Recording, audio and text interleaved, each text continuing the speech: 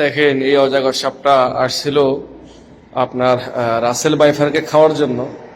তো অজগর সাপে অনেকদিন অনাহারে থাকার কারণে অনেক শুকিয়ে গেছে। তো রাসেল বাইফারকে যখন তার কাছে আসছে, দেখেন রাসেল বাইফার কত দুষ্ট একটা সাপ, দেখেন কত ভয়ঙ্কর সাপ। দেখেন এই অজগর সাপটা অনেক চেষ্টা করেও দেখেন এই রাসেল বাইফার সাথে টিকে উঠতে পারে নাই। তো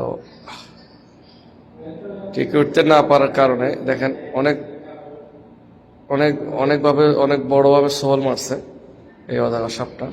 তো এখনো পাইতেছে না রাসেল বাইফারের যে এই শক্তি।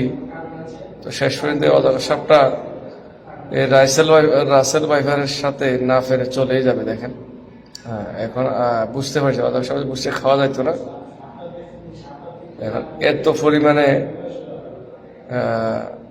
বিষ এই সাপের, এখন অজগর সাপ চলে যেতেছে। দেখেন